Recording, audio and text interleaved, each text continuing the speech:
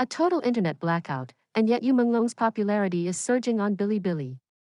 Posts are deleted on Weibo, topics are cooled down, but Bilibili alone is heating in reverse.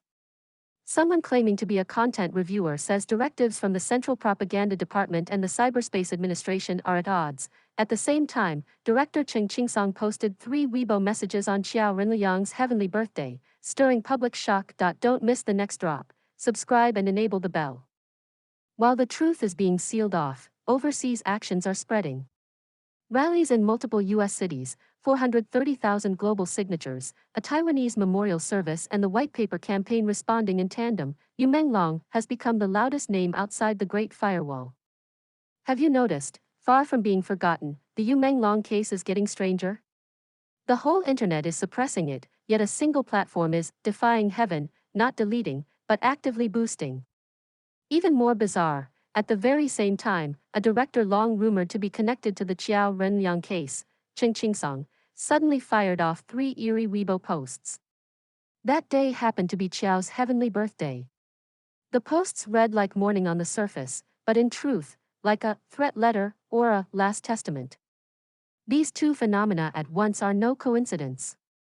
One platform, singing off-key, one director, speaking strangely. Behind it may be a power struggle at the top of the CCP, with a young man named Yumang Long becoming the most innocent sacrifice in the fight.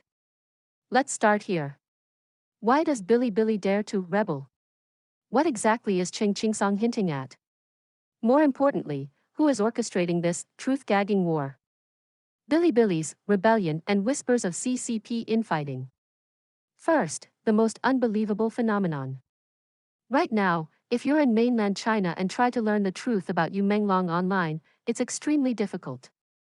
Especially on platforms like Weibo, search Yumang Long, and what you get are mostly official notices telling people not to maliciously hype, along with police reports and clarifications by parties involved.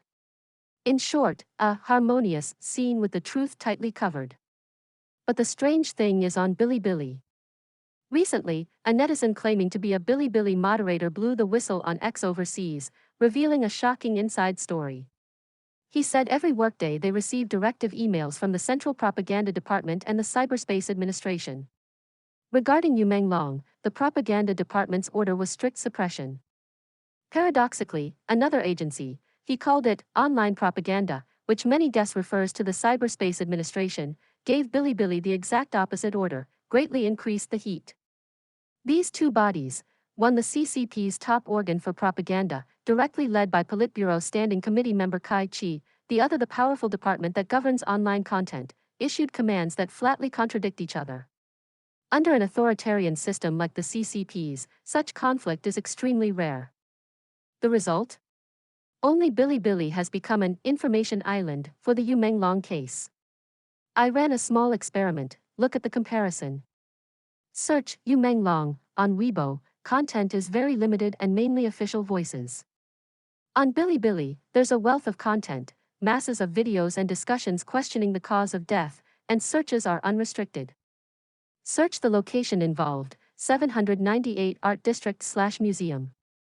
On Weibo, what you see are basically announcements of recent art events, hardly anything related to Yumang Long. On Bilibili, the search results contain a flood of discussions about you. The most direct comparison, search 798 Art Museum Yumang Long. On Weibo, the results are blank, leaving only use super topic, fan forum, with no substantive content. On Bilibili, you can see a large amount of information, including quite sensitive material. According to that whistleblowing moderator, this situation has already become white hot.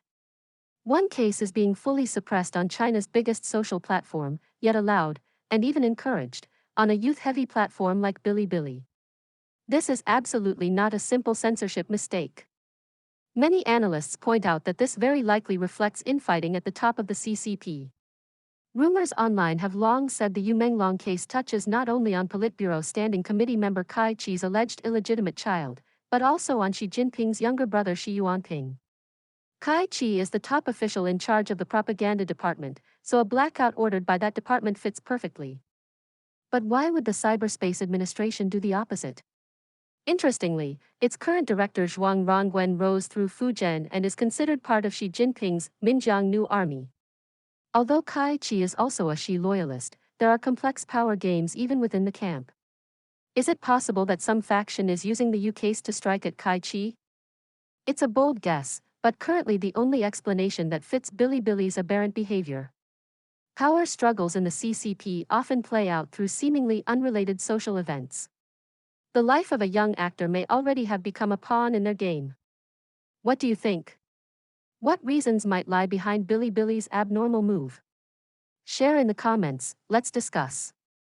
The second anomaly, director Ching Song's eerie posts.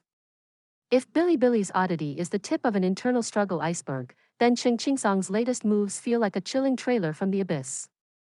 From the start of the UK's, Cheng has stood in the eye of the storm. Some netizens identified him at the residential compound where the incident occurred, others dug up that on the days Yumang Long and Xiao Renliang died, he allegedly posted and quickly deleted a Weibo that said, "delicious." Netizens interpreted "delicious" as a code to the handlers, "the job is done." Cheng flatly denies it, saying he didn't know you and wasn't present. Yet just a few days ago, October 15th, the very sensitive date marking 9 years since Xiao Renliang's passing and his 38th heavenly birthday, Cheng suddenly posted 3 entries as if possessed, all about Xiao. First, to the forever youthful boy, Xiao Renliang. Second, Xiao Renliang, our 10 years. Third, the last time saying goodbye to you, farewell, Xiao Renliang. These 3 were posted hours apart. Savor that phrasing, especially the last time saying goodbye. What is he saying? At a moment when the internet, spurred by the UK's, was re-examining Xiao's death, when Ching himself was under heavy suspicion, he issued such a farewell declaration. Who is he bidding farewell to? Only Xiao? Netizens erupted with interpretations. Some say he's threatening his accomplices, "If you don't protect me, I'll spill everything about Xiao, and even you." Replace Xiao Renliang in the posts with accomplices. Doesn't the last time saying goodbye to you suddenly make sense? Others say he senses he's about to be made a discarded pawn, sending out a distress signal or leaving a last testament. He may know he could be disappeared, so he's hinting, in a veiled way, that he's in danger. Still others suspect he's hinting that certain evidence is about to be destroyed. Even stranger, besides these posts, he shared a memorial video from Xiao's parents. Cheng's relationship with them has always puzzled outsiders. He attended Xiao's funeral wearing a pink suit and was harshly criticized. He explained pink was Xiao's favorite color. Later he even visited the grave with Xiao's father and took photos.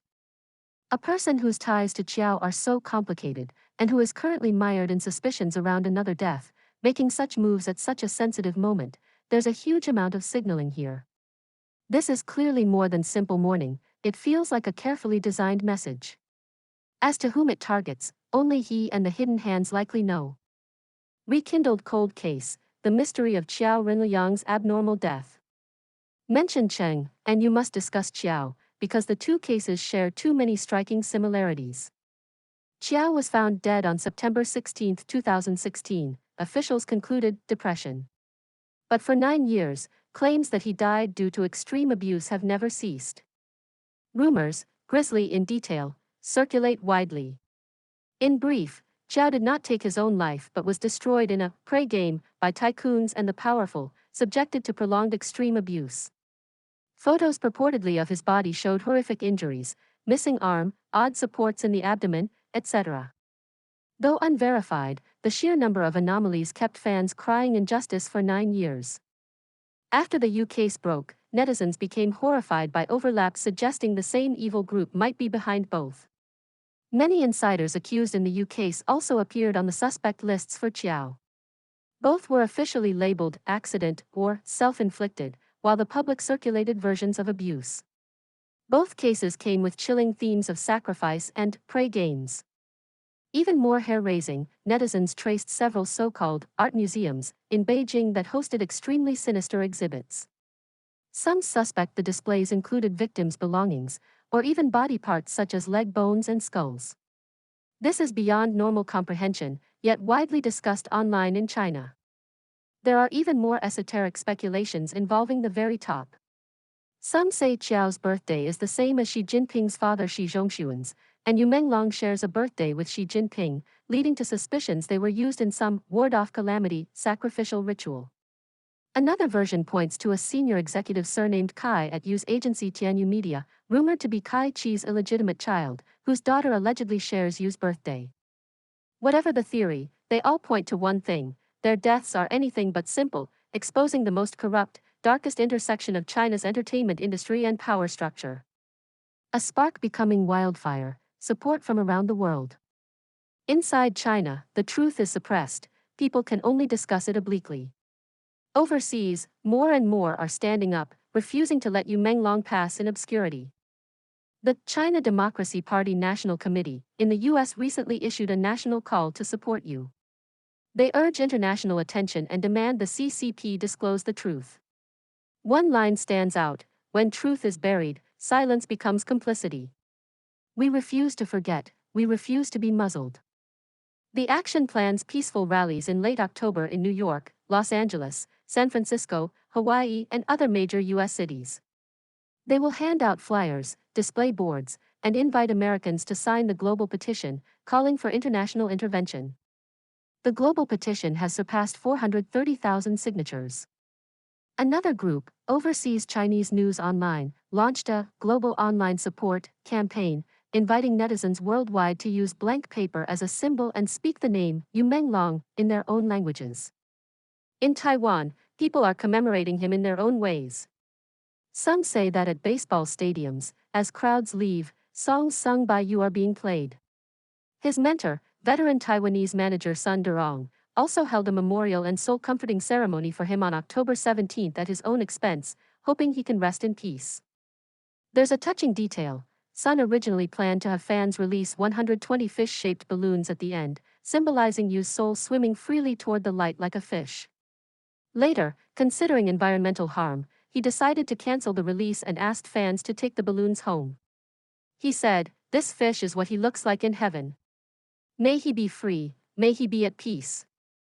Mainland netizens also commemorate him despite pressure. They prepared paper, gold mountains, silver mountains, luxury houses, and luxury cars. When they burned them, a whirlwind appeared, comforting them as a sign that he had received their offerings. From street protests in America to the online white paper movement, from Taiwan's songs and memorial service to offline tributes by mainland netizens, a current is forming into a torrent, battering the CCP's airtight wall of lies. Why we must not forget Yumang Long. Having covered the latest developments, let's briefly recap the case for viewers new to it. Yumang Long, 37, was a Chinese actor and singer. On September 11, authorities announced he had died after falling from a building. Police concluded accidental after drinking, no criminal suspicion. From the very start, this failed to convince. Netizens found too many anomalies.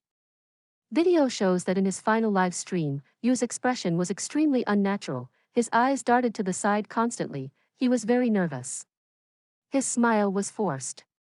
Some pointed out marks on his neck, others even claimed he knelt the entire hour-long session. Comments poured out, "Poor Menglong, how can one person endure this? I'm going to cry to death. How bitter your life was. I can't accept he was treated this way. I'm falling into depression. It hurts. Open a case. Open a case. Open a case.